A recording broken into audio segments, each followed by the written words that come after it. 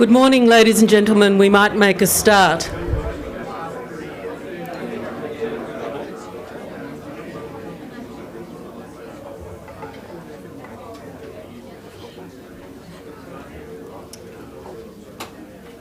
Thank you all for turning out so early on this brisk, beautiful Canberra morning. On behalf of Suicide Prevention Australia, I'd like to welcome you today so we can collectively shine a light on suicide prevention. For those I haven't met, I'm Nevis Murray, the CEO of Suicide Prevention Australia. Thank you for taking the time to be part of World Suicide Prevention Day, a day that recognises those who have been impacted by suicide. A day to ask, are you okay, and start conversations. A day to discuss strategies to reduce suicide rates. If you look around the room, it's likely that every second person in here knows someone who's died by suicide. We can't underestimate the reach of suicide in our community. Before I introduce our host, I would like to remember those who we've lost to suicide and acknowledge the suffering suicide brings when it touches our lives. We're brought together by experience and unified by hope. Suicide Prevention Australia acknowledges the traditional owners of the country throughout Australia. We pay our respects to them and their cultures of elders past, present and emerging. I would like to acknowledge and welcome all the MPs in the room today. It's a profound signal of the importance of this issue within government. In particular, I'd like to acknowledge and welcome the Prime Minister, the Honourable Scott Morrison. The Honourable Greg Hunt is also joining us later this morning. I'd like to personally thank Mr Julian Leeser MP, Federal Member for Barara, for hosting this World Suicide Prevention Day. Parliamentary friends here in Parliament House. Ladies and gentlemen, please welcome Mr Leeser to the stage.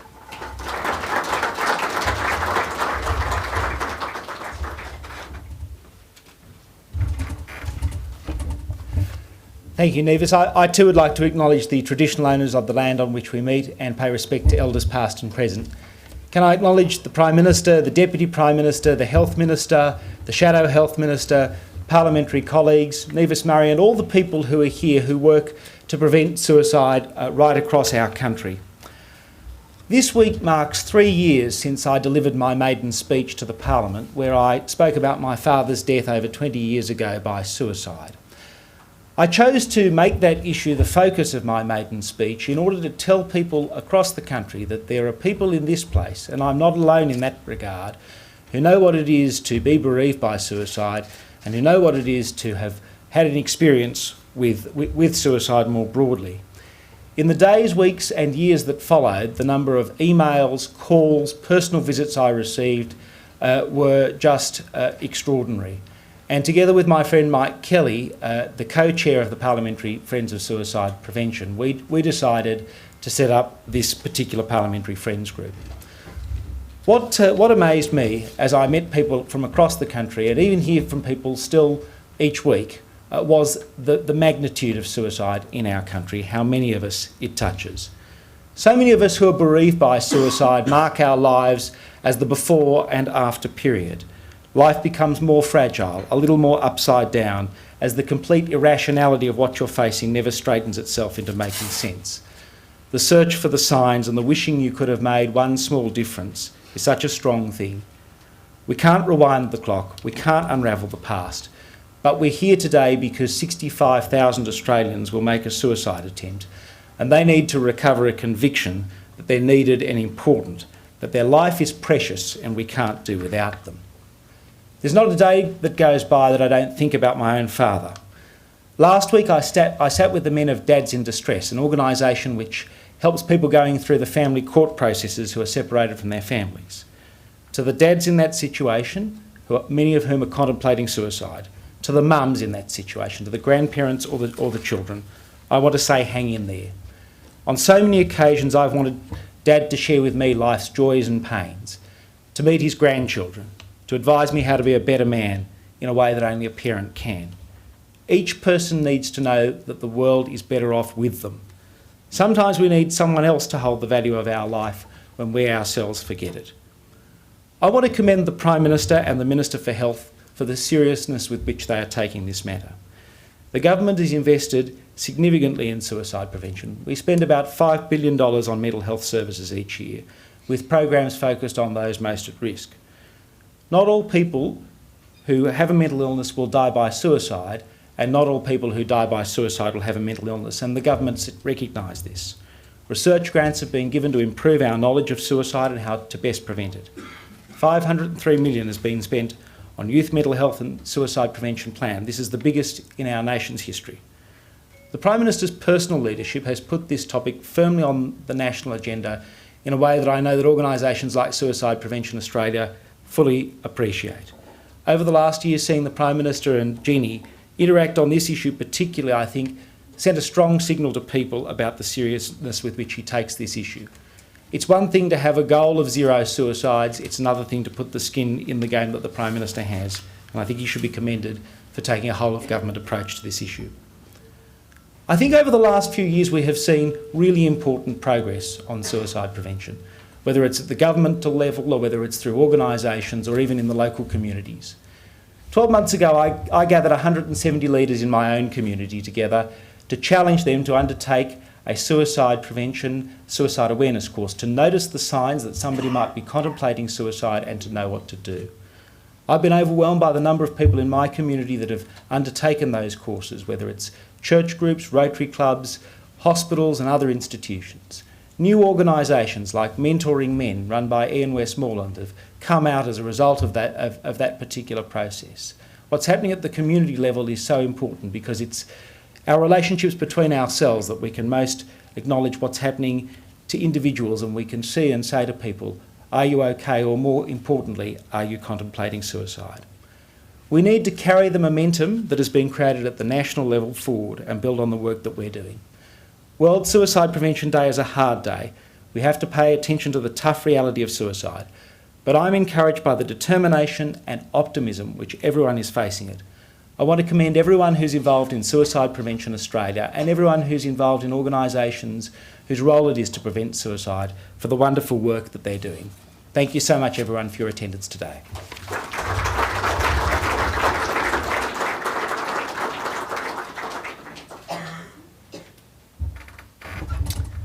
Thank you very much, Julian. As the national peak body for suicide prevention, we welcome the bipartisan commitment to suicide prevention and the Prime Minister Scott Morrison's very public commitment to reducing suicide rates in Australia. I'm honoured to welcome the Prime Minister, the Honourable Scott Morrison, to the stage.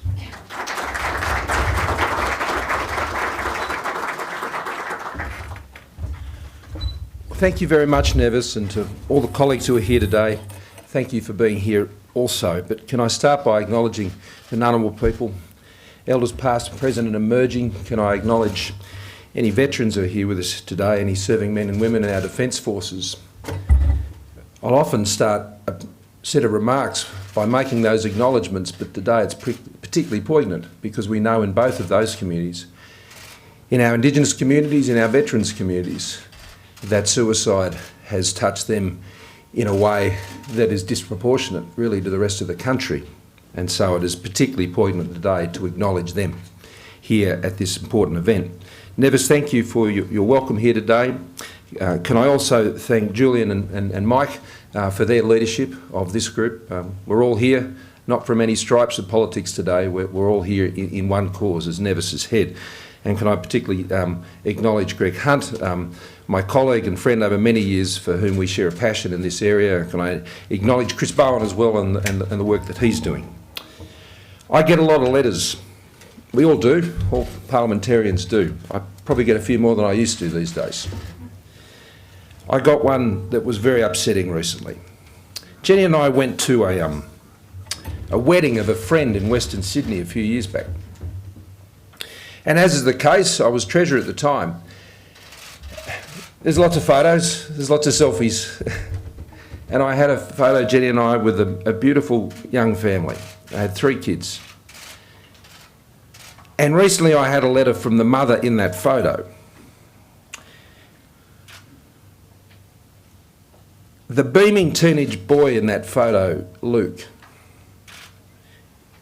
had taken his own life in the past year, and she'd written to me to tell me about it. You look at the photo, there's no telltale signs, there's nothing. A beautiful young boy there with a beautiful family. He was 17. More than half of all Australian adults personally know someone who has died by suicide and can tell a story like this. This is a curse, as I've described it, on our society that reaches into families, it reaches into communities, and it's indiscriminate. And it causes carnage, hurt, pain, loss for those left behind. And today we gather together, I think, in a united purpose to break this curse of suicide on our country, to take back the lives that would be touched by this in the future. It's hard to know of any other more important project than we have than to protect the lives of our people. But it does involve coming together as we are this morning. It does involve doing everything in our power that we can think of to help Australians who are at risk to come out of the shadow of suicide and to be able to see brighter and better days, to have the care and support of family, of friends, of community, of the person sitting next to you on the bus or the train or wherever it is, and to simply be able to extend that hand of support so people know that they are not alone. Are You OK Day is coming up soon. Are You OK was started many years ago by a friend of mine who we lost to cancer, who we went to school together. And that is a very simple Australian act of just extending a hand. And you never know who you might extend that hand to, and you never might know the difference that that will make. But what I love about Are You OK Day is it is just a simple expression of empathy and support for our fellow Australians. Julian's right. As a government, we have set ourselves a very bold goal, a towards zero goal when it comes to suicide prevention, because what other goal could you have? Zero is the only option that you must work towards as a government. Now, that doesn't mean we're unrealistic about the challenges. We're not unrealistic about what the results may well be. But we are determined, and I believe all of the Parliament is determined. When I discuss this matters with the state and territory premiers and chief ministers, they are also determined. And it's a topic which can unite us all. So that's why over $500,000 has been put into youth mental health and suicide prevention, the largest suicide prevention strategy that a government has undertaken in this country, to strengthen the Headspace network, to focus on Indigenous suicide prevention in particular, and early childhood and parenting support to help build up the resilience and the awareness. $375 million to expand and improve that Headspace network, 34 on the Indigenous programs, Indigenous youth suicide prevention, support for Indigenous leadership that delivers culturally appropriate trauma-informed care, $12 million to support Australian parents and their children, and a range of initiatives that help parents recognise when their children are struggling and improving their mental health skills and training in schools. $15 million to create a new national information system to ensure communities and services can respond quickly to areas affected by a high incidence of suicide and self-harm. And Greg, the work that he did with Pat McGorry when there was that suicide cluster up in northern New South Wales. It just goes to show that with good evidence and good information and people who are prepared to step up and work together and make a difference, then you can impact on this area, and we must continue to. 20 new Headspace sites for rural and regional Australia, and new mental health telehealth services funded through the MBS. Very important in regional communities, particularly those who are suffering or affected by drought presently, and there is of course additional resources going in to support the mental health of Australians living in drought-affected communities. Mental health and wellbeing projects funded through our $1.25 million Community Health and Hospitals program, and $22.5 million in youth and Indigenous health research projects as part of our $125 million Million Minds mission into mental health research. More than 3,000 Australians took their own lives by their own hand in 2017. It's a leading cause of death of young people. And although we know that's too high, the high number of suicides are in fact amongst middle-aged men and men aged over 85. Our plan reflects the broad spectrum upon which this curse impacts on Australia. And someone who's leading that charge within our government as a very well-respected practitioner in this area is our National Suicide Prevention Advisor, Christine Morgan, I believe is here, of course, today. She has a big job and she needs all of our help because it's her job to get all of us to work together and to focus on this goal, and working with Nevis and her team and all the clinicians and all the community leaders, every sports coach, every school teacher, everyone you can find, every parent, to be able to work together to address these terrible things that are happening. Experts at Lifeline, Headspace, Beyond Blue, the many other professional services, all working together to take on this important national goal. So it is a big job, but it's a job that we can't look the other way from. It's a job that we can't acknowledge needs to be done. It's a very difficult issue to talk about. It stirs up all sorts of terrible emotions amongst us because of the reality of what we're facing. So I want to thank everybody who's joined here in this room today and well beyond this room. And to any of those Australians out today who are feeling isolated, any Australians who are out there feeling under the pump, any Australians out there who are struggling with mental health issues, there is an Australian who will reach out their hand to you. You are not alone, and we can be there for you, and we want to be there for you. Thank you very much for your attention. Sure. And I think we have to take a selfie too. Oh, okay.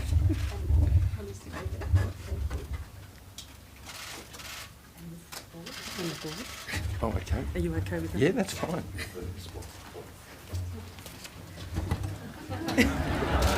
And here we go, over here.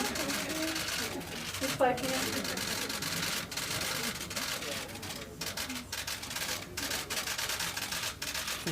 Thank you. I think the Prime Minister's done that more often than me. Thank you very much, Prime Minister. Your personal passion and also the whole of government approach that you've implemented represents a significant and unique opportunity to create meaningful change and ultimately drive suicide rates down. Suicide Prevention Australia looks forward to working closely with you and your government. And now I'd like to welcome the Honourable Greg Hunt MP, Minister for Health and Member for Flinders, to say a few words.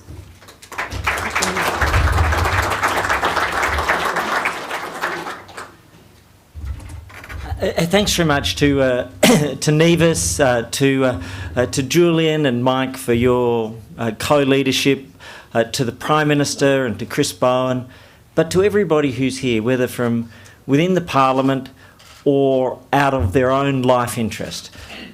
Yesterday I spoke in this exact room, briefly, about a new Indigenous suicide prevention program. I made reference to a particular case without naming the mum and the beautiful daughter who was lost, because I wasn't sure whether the mother wanted her name mentioned. By pure chance, last night, I had an email from Lydia talking about her daughter Sabrina, because I had indicated to her that I'd made reference to the case without name. And she wanted her daughter's name, Sabrina, a beautiful Indigenous girl who lost her battle and took her life.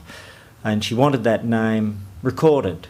So as each of us understands that, as we do, whilst the numbers are great, each number represents not just one life, but a ripple effect that goes through a family, through a community, across a state or a territory, and around a country. And Sabrina's story is sadly a story that's all too common in Indigenous Australia, but all too common, as the work of Suicide Prevention Australia shows, around the country. Each of us in this room will have known somebody, whether directly or indirectly, who has lost their life. And as a consequence, families are devastated, communities are impacted, and as Scott said, what we saw in Grafton with Pat McGorry was a community that was deeply damaged, and one suicide led to another, and there was a cluster amongst young, beautiful Australians, and the intervention of a headspace helped, because it said that we understand and there is help and there is a way forward.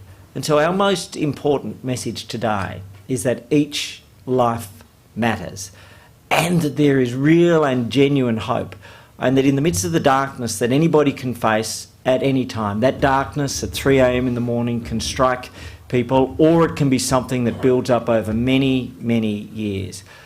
And our first message is we all, together, care, and that there is a way forward for each person. And I think that that's such an important thing. And to take the Prime Minister's message, if we can all say it's okay not to be okay, that is the most human of circumstances. And so against that background, whether it's the appointment of the extraordinary Christine Morgan and her work in communities around Australia, I sat in on one of her sessions with communities, and just to see the way she drew the stories out and people were able to contribute what they thought were steps that could improve the way we provide support for mental health and suicide prevention, and sadly postvention. All of those things are part of what we're doing. And we have a major program, as the Prime Minister said, and he set out very eloquently the components. But what we take from that is prevention and building with young people through the children's mental health strategy, the steps that we can take forward to build resilience, but also to build the confidence that they can seek help when they need help. Treatment, whether it's through Headspace or the adult mental health centres that will now be developing around the country, and recovery, because the highest suicide rate of all is for those people who have been discharged from hospital after seeking to take their life or admission for suicidality. And through the Wayback program, led by Beyond Blue but in partnerships with the states, where we're investing over $37 million, but it's not the money, it's the pathway to trace and support each person who has been discharged from hospital. And if we can help them in that first 6 months, that may be the biggest single thing we can do, along with building the resilience in our children and our young people. And so this is a common task. I want to thank all of you for being part of this task. It transcends the Parliament, it transcends the government. It is a national priority and it is a national task. My belief, though, is that there's real hope, and I want to thank all of you for being involved in this, and to say that on World Suicide Prevention Day, we redouble our efforts because each life matters, and the only goal, the only acceptable goal, is towards zero. Thank you.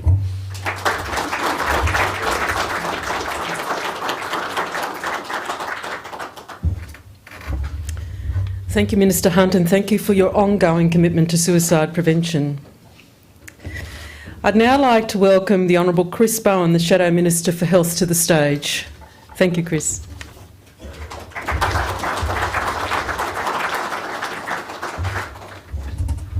Well, thank you. As we acknowledge and celebrate the Ngunnawal and Ngambri people, it is, of course, today appropriate, as others have done, that we acknowledge that our Indigenous brothers and sisters suffer a suicide rate twice.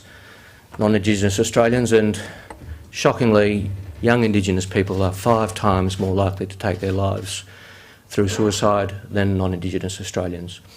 I had a stark reminder of the size of the challenge of this a few weeks ago when I was in the remotest of remote Northern Territory, examining mental health issues and health issues more broadly, and I heard the story, talking to some mental health professionals, of a young Indigenous woman in remote Australia who was suffering severe psychosis who had to wait 5 weeks before seeing a mental health practitioner. And I say without a hint of partisanship, as a country, of course, that's a reminder of the size of the challenge that we face in turning around the unacceptable scourge of Indigenous disadvantage in suicide and in health more broadly in our country. Prime Minister, Greg, to Julian and Mike, thanks for your leadership in establishing this morning's breakfast. I'd also, as well as acknowledging all my parliamentary colleagues, of course, just acknowledge my Shadow Assistant Minister for Mental Health, Emma McBride, and the important work she does in the alternative government in relation to these issues. Well, of course, today is an important reminder that there are 8 Australians going about their business this morning, having their breakfast, many of them sharing it with their family, who will not be with us this evening, who will have taken their own life. And after that occurs, what I call the multiplier of misery will all too quickly come into effect. Their parents will be told, their partners will be told, in all too many cases their children will be told, their brothers and sisters will hear the news. And those 8 Australians who take their lives today, of course, will multiply, will see that misery multiply right throughout their family and loved ones. And the shock amongst family and friends will take hold and everybody will ask what more they could have done, quite rightly. But of course, we can't just think about this morning. Every day needs to be Suicide Prevention Day. Every day needs to be the day in which we reflect on what more we can do. And as we do so, as others have said, as Scott and Greg have said, as a parliament united in the effort. United in the understanding that this is a mental health issue, it's a mental health crisis, but it's so much more than that. So many more Australians who don't report any mental health issues, aren't experiencing any psychosis or mental health challenges, will nonetheless face the reality of their decision to end their life today and tomorrow and the next day. So there's so much more we can do as a country. I warmly embrace, with bipartisanship, the update that Greg gave yesterday on Indigenous programs. I'll warmly embrace future initiatives and warmly embrace the work of Christine Morgan. This is a continuum of bipartisan effort. It's a good thing that the previous Labor government established the National Health Reform Commission. It's a good thing that this government established the Productivity Commission inquiry and appointed Christine Morgan. These are good things, but reviews are not enough. I think we can all agree it's not enough to say it's good that we're now talking about mental health. Talking about mental health, talking about suicide is 1/10 of 1% of 1/4 of the beginning of what we need to do as a country, so that this misery multiplier applies no more in Australia. Every single member of Parliament here looks forward to working with Suicide Prevention Australia as we go about that task.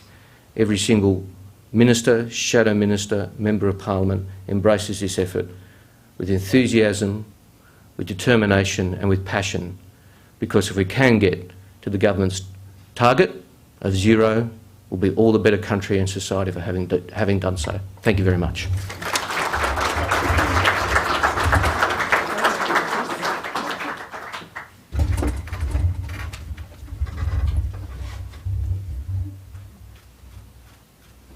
Thanks, Chris.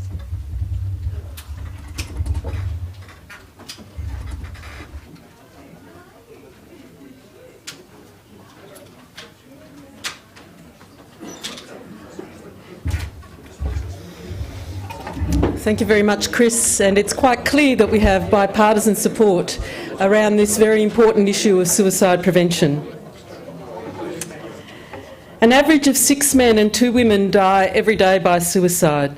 We recognise that these numbers represent community members, family, friends, neighbours, work colleagues and loved ones. I think we all agree that the time to take action is now. You may have seen our exclusive YouGov poll results released on Sunday that uncovered the true reach of suicide across our community. Over 10 million Australian adults are estimated to know someone who has died by suicide. This equates to half of the Australian population personally touched by suicide, one way or another. 1 in 2 young people are impacted by suicide by the time they're 25. The survey highlighted that Australians believe economic security and changes to family and relationships present some of the biggest risks to suicide rates over the next 10 years. Taking a more in-depth look at these turning points or circumstances that may lead to suicide, I'm proud to release a white paper today, Turning Points, Imagine a World Without Suicide. We engaged KPMG pro bono to assist us in the development of this paper, which examines the emerging trends in housing, finance, employment and relationships that are likely to have an effect on Australians in the next 10 years. This paper is a first in a series that will explore the ways that we can proactively identify and address suicide risk. I'd like to share with you some of the key findings from both the Turning Point paper and the polling. The three main risks linked to suicide include housing and finance trends, employment trends and the emergence of the gig economy, relationships and household structures. So let's firstly look at housing and finance trends. Australian households are becoming over-indebted. According to the polling data, the community has identified that they see as the biggest risk to suicide this particular issue. 63% of Australians believe the cost of living and personal debt pose great risk.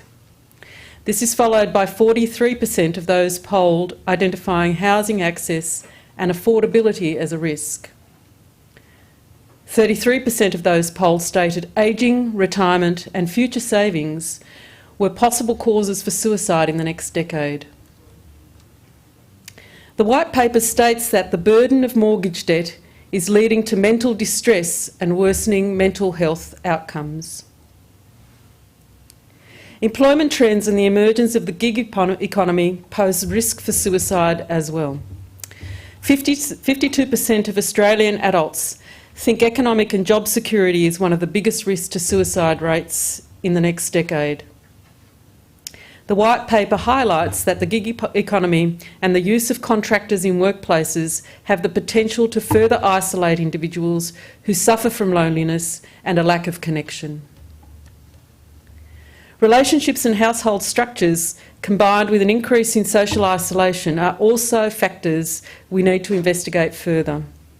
92% of Australians agree relationship breakdowns are a key factor in suicide. 62% of the community think that social isolation and loneliness are big risks to suicide. The white paper states that strong family relationships and networks are more highly valued by men than friendships, which may contribute to the long-term negative effects of relationship loss. Where to from here? We know that 71% of Australians want government to be more proactive in mitigating the impacts of their decisions on suicide.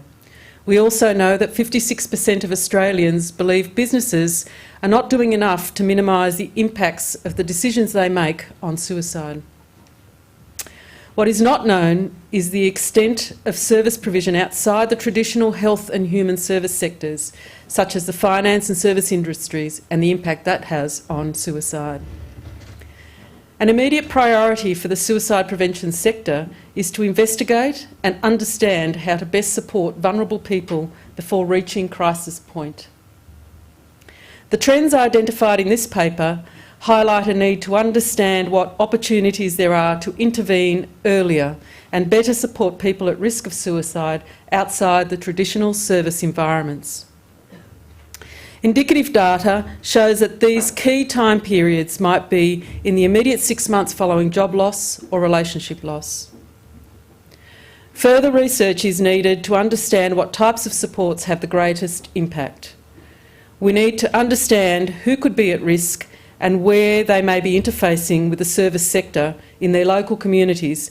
For example, are they interacting with Centrelink, banks, community centres, sporting clubs?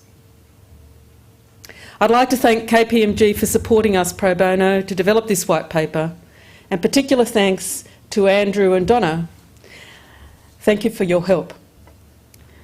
We all have a role to play in reducing suicide, But as we've heard this morning, it's just not a role, we have to act. An immediate priority for our sector is to investigate and understand how to best support vulnerable people before reaching crisis point. Let's harness the momentum that we've felt in this room today. There's a lot of it. We must work together to make a difference. We must have a united voice. Let's not underestimate the power of a united voice with one mission. We've heard both sides of Parliament commit to that today. And now I'd like to introduce the Honourable Dr Mike Kelly, AM and MP member for Eden Monero, for some closing words.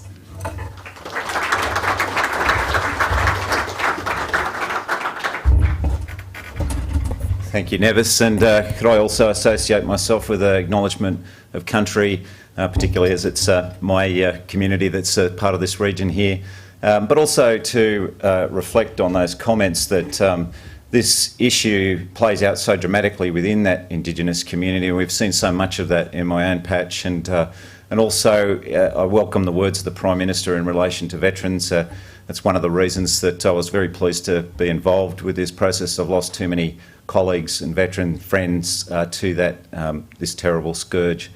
But also could I acknowledge you, Nevis, and Christine, and my parliamentary colleagues, and particularly Julian, whose idea this was to form this committee. And Julian's been, I think, a wonderful addition to this place. He's used every opportunity and every mechanism to make a contribution. I've known Julian for a long time, and I think first met him in relationship to the Jewish community here in the ACT, and I think Julian perfectly lives one of the key principles of that community. It's an expression, tikkun olam, which really embodies that idea of making a contribution to make your world a better place. And I think there's an old rabbinical saying that says that you're not obliged to complete the work of perfecting your community and the world, but you're not permitted to resile from it either, which says to all of us that each of us has a responsibility to carry the torch forward, whether we complete or perfect this task that confronts us of dealing with suicide. And in my own personal situation, my sister attempted suicide, and it was a terrible trauma for the family. But going back to all those dynamics that Nevis highlighted, that's something that is important to understand, because it was those pressures of some terrible circumstances that our family was in during those times that led to that situation. But it was also a success story of saving her and getting her on the right path, so it can be done. But those pressures that are out there, particularly in rural and regional communities, are intense and enormous right now. And we know issues around drought and these fires and what else is going on, but those financial stresses, they all create the sort of dynamics that will lead to family breakdowns and mental breakdowns. And for all of us, there's a responsibility to be a tripwire, to be a hand to guide people back on the path to stability and show them a way forward. But, I do have to say too that those human elements of what we call human services need to be properly supported and staffed. I know through my electorate office we're having so many people reaching out to us in extreme states of anxiety and distress because they don't have that human contact to deal with their issues these days. So we have to really, I think, rethink how we approach areas like Centrelink and Veterans Area Network and the NDIA, etc. So I would make a plea in that respect. But I do want to thank the Prime Minister's initiative in setting up this national advisory position, and Greg Hunt has been a tremendous supporter of these activities. I think, Julie and I wondered just how much we could do with this committee, but I think what we've found is that it's been a lightning rod for learning best practice and giving vent to ideas and bringing that bipartisan approach to this. And one of the great opportunities we had was to hear from Dr. Duncan McKinnon, a general practitioner from the Bega Valley, where we were experiencing a horrific rash of youth suicide from both the Indigenous and non-Indigenous communities down there. And what Duncan did was set up a concept that he called Teen Clinic, and it was just using a GP practice as a hub for this, working with school counsellors, setting up one of his nurses to be a portal for bringing a kid in. It was all free. They didn't have to go to the actual family GP in case there were issues around fear of confidentiality, and then working with also the process of getting that kid to more clinical help if it was needed, and using social media around it as well, was really working as a model. And it was great that Greg actually listened, heard that and picked it up and started running broader trials. And you know, these headspace facilities have been great, but we can't have them in every town, and they have been in some cases a hit and miss affair. Their outposting situation, I found, leaves a bit to be desired. We have a headspace in Queanbeyan with an outpost in Cooma, for example, but the Cooma outpost, you know, you've got waiting lists of over 4 weeks there with people who are in distress. That's just not a workable model. So I think if we can look for these ways of making these safety mechanisms ubiquitous, particularly in rural and regional areas, and particularly right now, that will be a wonderful thing. And obviously I think there's a hell of a lot more we can do in the veterans space as well, and I welcome the Senate process that we've been through with that, and Julie and I are keen to do more in that space, and there are a lot of people out there with some good ideas. But basically today, I think coming up to the Are You OK focus, the beauty of that is to place that responsibility back on each and every one of us as an individual. And we just heard from the former Governor-General, Quentin Bryce, who said, look, you know, we all fear that experience of coming up to someone and being told to piss off or mind your own business, and that's a risky run in Australia. But you know, the reward of actually maybe making a difference is well worth the risk of being told to piss off. So steer yourself, you know, in that direction. Prepare yourself for it. Practice it in the mirror. Whatever you need to do. But please take that responsibility personally. It doesn't matter how much money a government can throw, how many institutions, but having each and every one of us acting as change agents and as facilitators and rescuers in this space is how we will do a better job of this in the future. You know, it's that sense of community is such an important thing to maintain. And the other aspect that I'd like to focus on in that, we've been through some pretty terrible experiences in my own office just recently on this, but the bottom line is that that sense of community needs work to foster, and but the after effects of what rips through a community has been highlighted, and for the families and individuals who are left behind, we also have to focus on the enormous amount of care that they need as well. So please be conscious of that too, and you know, don't be afraid to just say to people, you know, we're sorry for your loss, and you know, do you need any help?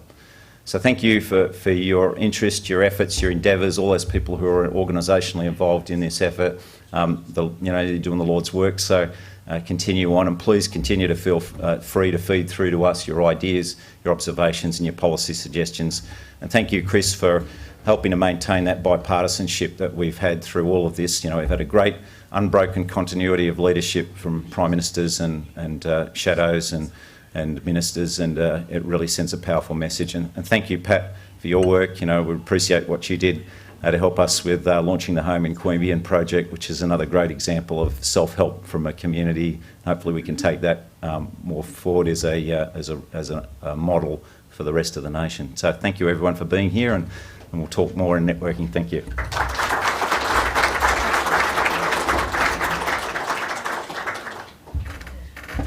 Well, thank you, Mark. That brings us to the end of the formalities. It's been great to hear people's personal stories and how they've been personally impacted by suicide. Thank you for sharing. It's not easy to do that in a public arena. Ladies and gentlemen, as you move to breakfast and reflect on the words that you've heard here today during the day, hopefully, and ongoing, I invite you to take a pack with you. In the pack, you'll have a copy of the white paper.